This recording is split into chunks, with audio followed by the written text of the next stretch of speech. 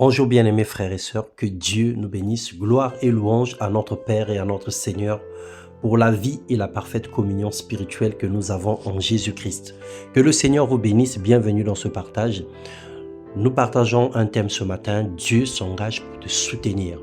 Dans Deutéronome, le chapitre 1, le verset 21, il est écrit « Vois l'Éternel ton Dieu met le pays devant toi. Monte, prends-en possession, comme te l'a dit l'Éternel, le Dieu de tes pères, le Dieu d'Abraham, d'Isaac et de Jacob. Ne crains point et ne t'effraie point. » Bien-aimés frères et sœurs, l'Éternel Dieu s'engage toujours verbalement.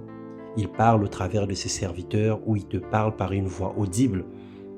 Mais il s'engage également par écrit au travers de sa parole dans la vie de chacun de nous, dans la vie de chaque enfant de Dieu.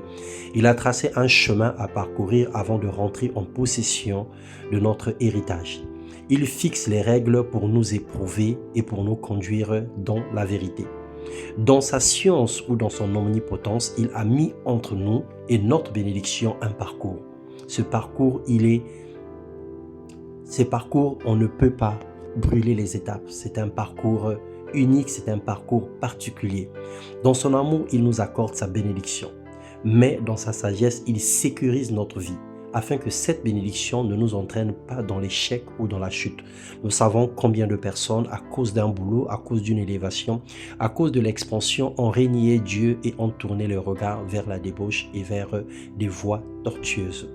Il nous donne un exercice simple, celui de monter sur la montagne dans la prière et appeler à l'existence ce qui n'existe pas. C'est le parcours ou le chemin que doivent emprunter tous les enfants de Dieu.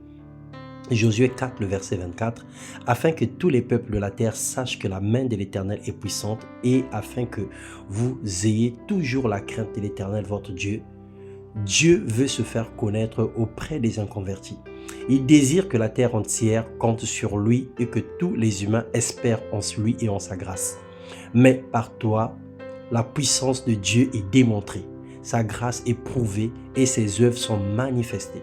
Il te donne le temps d'apprécier la bénédiction et d'en prendre possession pour sa gloire, afin que ta vie puisse bénir les autres et que la bénédiction ne t'éloigne pas de lui. Plusieurs ont reçu ou écouté la promesse de Dieu pour leur vie, mais vivent l'opposé ou le contraire de l'engagement de Dieu dans leur vie, simplement parce qu'ils veulent la facilité ou ils sont éloignés de Dieu. Ils ne savent pas que pour cueillir les roses, il faut affronter les ronces et les épines. Nombre 23, le verset 19, il est écrit « Dieu n'est point un homme pour mentir, ni un fiston pour se repentir. Ce qu'il a dit ne le fera-t-il pas? Ce qu'il a déclaré ne l'exécutera-t-il pas ?» Bien-aimé dans le Seigneur, change ta vision des choses, refuse la paresse et travaille dur comme un athlète pour remporter la course de la vie éternelle. Ensuite, prends possession de ton héritage pour jouir des prémices du royaume des cieux. Que Dieu nous donne la patience à toute épreuve, qu'il se manifeste puissamment dans la vie de tout ce qui le craint, de tout ce qui le sert, dans le nom puissant de Jésus. Que la main de l'Éternel soit étendue sur tout un chacun de nous. Que sa gloire couvre sa vie et que sa grâce nous accompagne. Soyez abondamment bénis et que rien ne manque dans vos maisons. Que la paix et la joie soient notre partage.